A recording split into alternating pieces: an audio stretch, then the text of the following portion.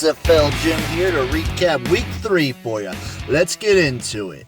Overall, all the games, pretty good, I gotta say. Don't really have any complaints. I think the biggest winners, probably St. Louis and Los Angeles, so the two Sunday winners.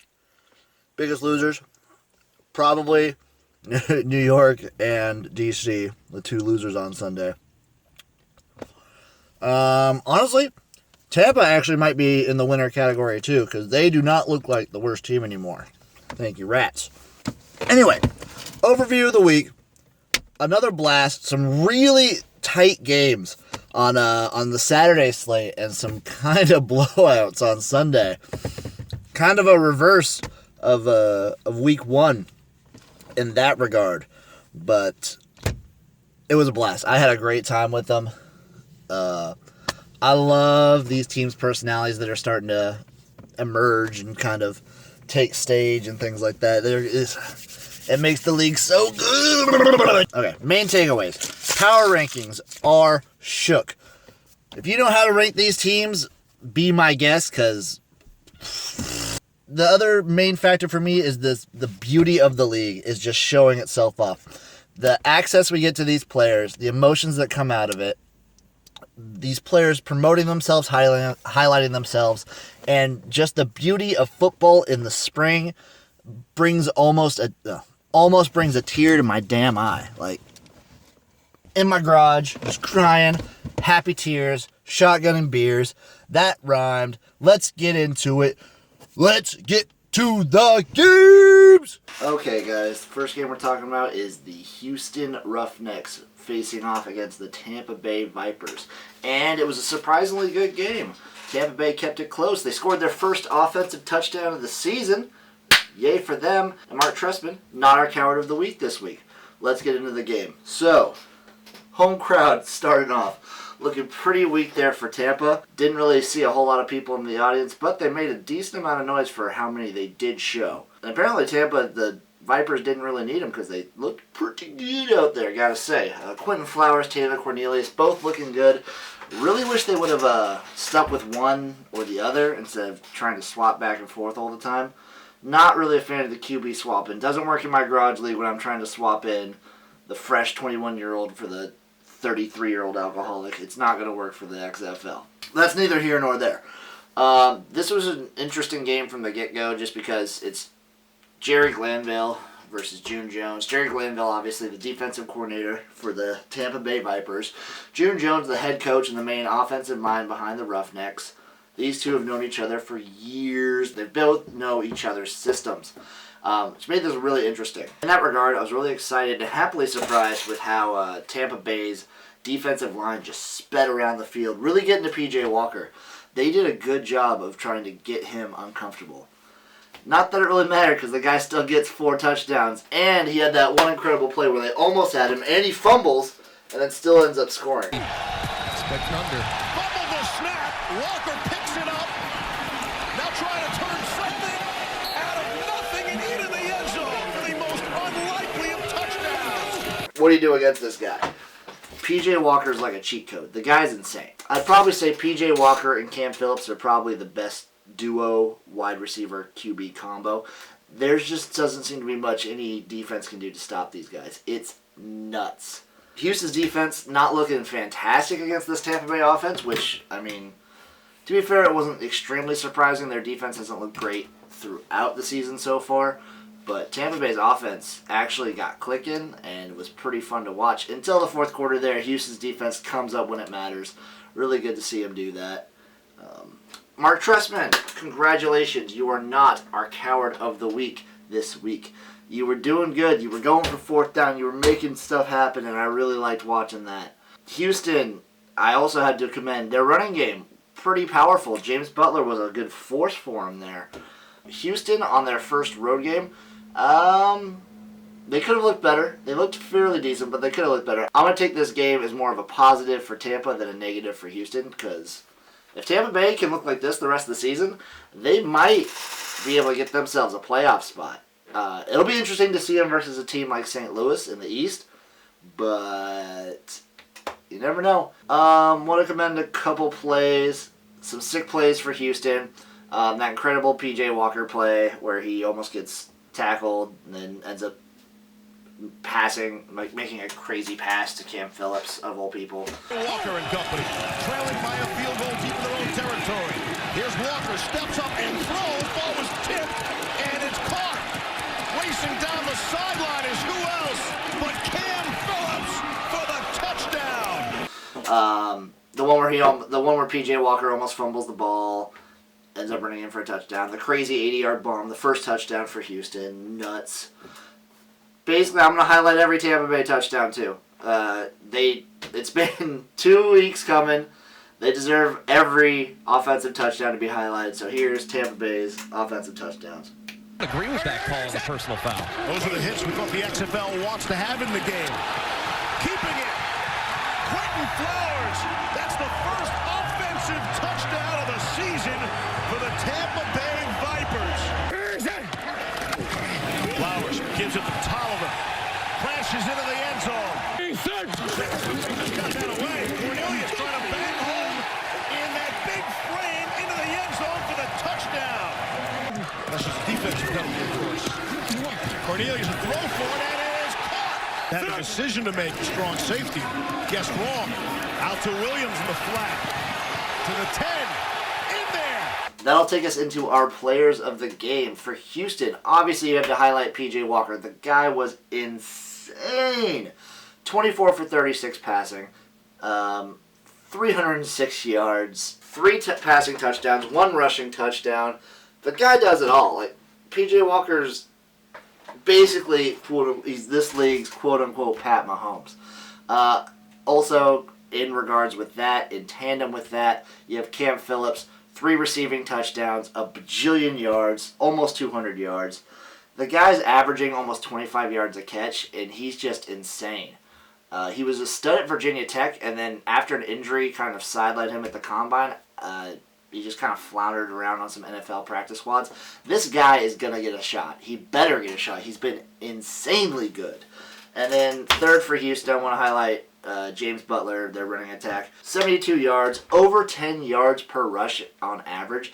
The guy was just a brick house going through this game. What a stud. For Tampa Bay, you got to highlight the 2 quarterbacks, Taylor Cornelius and Quentin Flowers. They both had their moments. Really wish Trestman kind of would have stayed with one or the other, but they both played really well. The other person I wanted to highlight for him is James Tolliver, the wide receiver. Making it happen all over the place, catching passes, doing what he needs to do. The guy was on target. Also, both quarterbacks had rushing touchdowns. Didn't really expect that out of Taylor Cornelius, but either way, good job to him. Final takeaway from this game. What a fun one. Man, I haven't seen a game that I was this excited for since last week. Second game of the weekend, Seattle Dragons hosted Dallas Renegades in another really, really fun game. I feel like this was a tale of 2 halves for both teams. Seattle looked amazing. The first half, especially Brandon Silvers, he was looking pretty good, at least, or like almost really good in the first 2 quarters. And then second half, he just disappears. He's throwing ducks. He's having bad targets. I don't know what happened to the guy, but... So, big takeaways from this game. Home crowd is a huge factor for Seattle. They're getting penalties off of this left and right, it feels like. So don't play at Seattle if you don't have to, because that crowd is going to get you. Landry Jones, took a little while for him to get into a rhythm, but once he gets into one, man, that offense is clicking. They just looked really fast out there. They looked just on pace, is what I'll say. And the main thing for Dallas that's really surprised me is that running game might be the best in the entire league. They were just going ham. Cameron Artis-Payne and Lance Dunbar were just... This game kind of showed that teams are going for 2 more often. They talked about it. It seems to be statistically better just to go for 2 in general. It's not that much more difficult than going for 1, and it gets you the extra point. And as a degenerate myself, I say always go for the gamble, because why not? It's all for the thrill, I say. This game also had a forward double pass, and that's always a beautiful thing. I will always be here for the double forward pass. And that one swatted down back to Jones. You can throw 2 forward passes in this league, and he does, and connects with Lance Dunbar. It just gets me all tingly. Seattle's defense looked pretty good against this high-flung offense until it didn't in the fourth quarter. It kind of came up short in the end. I really won't put that on the defense. The offense at the end just gave them nothing to work with. Brandon Silver's just playing really poorly in the second half. I mean, the defense had some really good plays. They had that crazy, awesome pick there, which was really, really fun. From the 35. Head as he throws, ball comes out. And I really thought they could do something for him. I'm going to shout out Frazier for that, because that was really cool. Anyway, main takeaways from the game. I feel like Seattle should maybe just try to put in B.J. Daniels. The home crowd wants him. He kind of brings something else with his legs to the whole to the offense, and Silvers is not getting the job done when he needs to. They need to make a change, or they need to do something. You never know. That leads into our players of the game for Seattle. You've got Brandon Silvers. I'm only going to say Brandon Silvers in the first half. In the second half, he looked like worse than Jim Bob from my garage league. Like, Jim Bob only has one leg. Brandon Silvers has maybe half an arm. Well, say it equates to the same thing. Austin Prohl, he's back. He's studly. He's catching balls all over the place. Of course, looked better in the first half, but I mean, who won? Seattle didn't.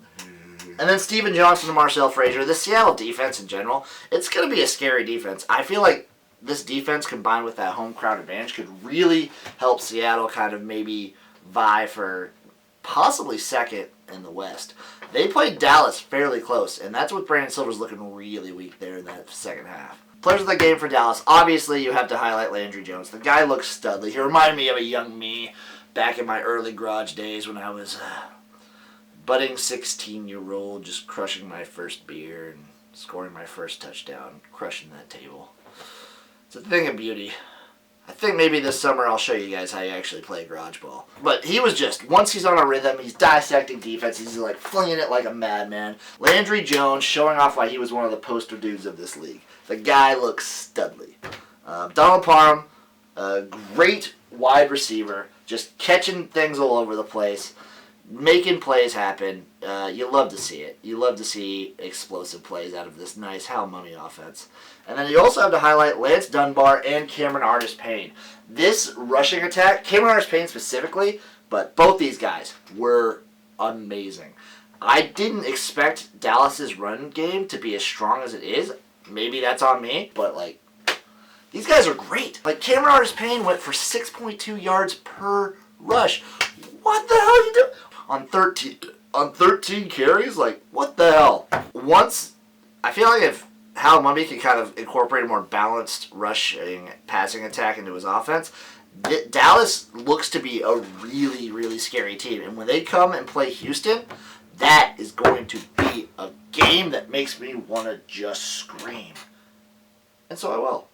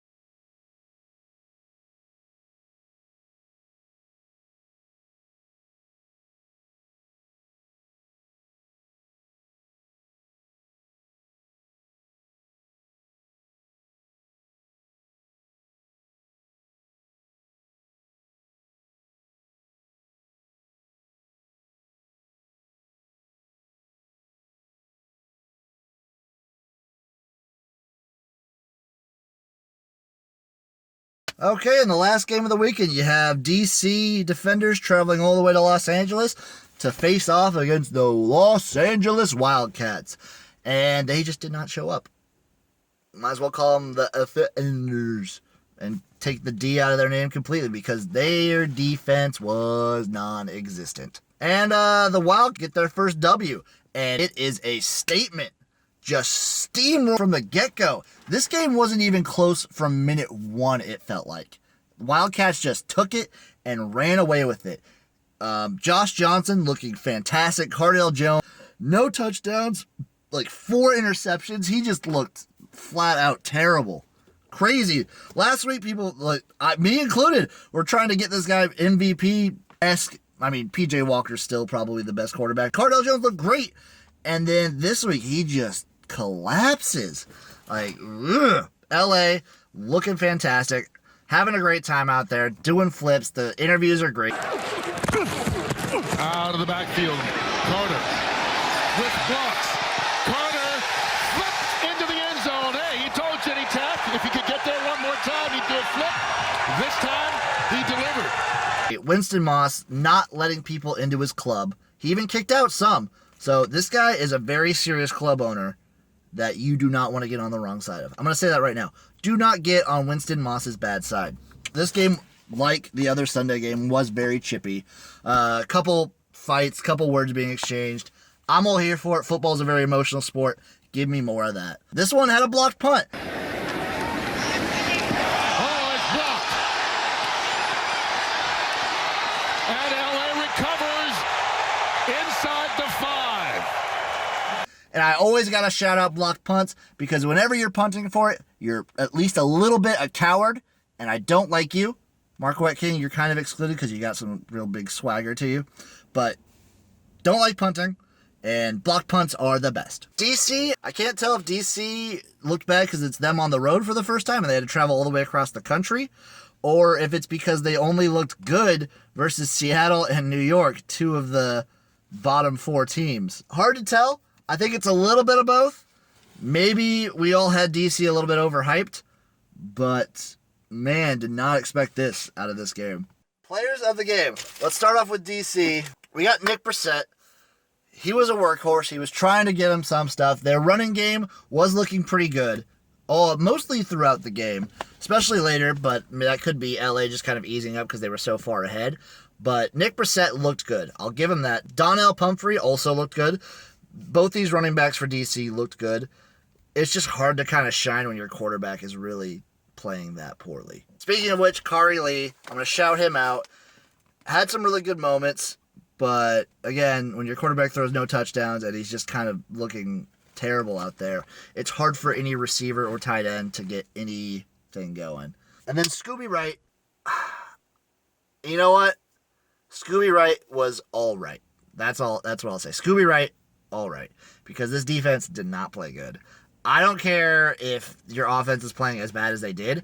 Their defense didn't show up from minute 1. So, LA Wildcats, you got to shout out Josh Johnson. The dude is looking legit. He seems to get better every quarter he's playing, and come week 4, 5, 6, I am ecstatic to see where this LA team is because Josh Johnson is a very fun player to watch. You have to highlight Martez Carter. The dude is doing flips all over the place. He gets 3 touchdowns. He's the backup. You gotta love him. The dude is a character, and I'm glad to see him get his shot and just to shine out there. Good for you, Martez. Keeping an eye out for you. You're a real garage boy. Martez Carter, garage boy. Trey McBride, other person we got to highlight for LA, traded from DC in that weird Anthony Johnson sort of trade from LA to DC. Trey McBride comes to Los Angeles, shows off against his former team, just getting passes left and right, receiving, just going off, bajillion yards, however many touchdowns he felt like, didn't matter. Trey McBride, I'm going to call it right now, Trey McBride, due to the game. I'm going to highlight LA's defense, who were very suspect against the pass and just made Cardale Jones look lost. If it was a combination of the LA's defensive line and their backfield, but Winston Moss, whatever he's doing is working. He's got his club running like a finely oiled machine, And I say keep it up because this was fun to watch. It was a blowout, but it was fun to watch. Man, the West is looking crazy. I got to be honest. The West is looking nuts. Let's go, Cats. Anyway, guys, that was week 3 of XFL action. Gotta say, games were blasting my face off. DC, wow. What are you going to do after this, guys? Because they looked great against 2, what turns out to be not great teams in New York and Seattle. But they come over to Los Angeles, their first away game, and they just get rolled. It's going to be interesting. I'm very interested to see where LA progresses from this. Excited to see how St. Louis is going to do. Maybe St. Louis, could be the number 1 team in the East. Who knows?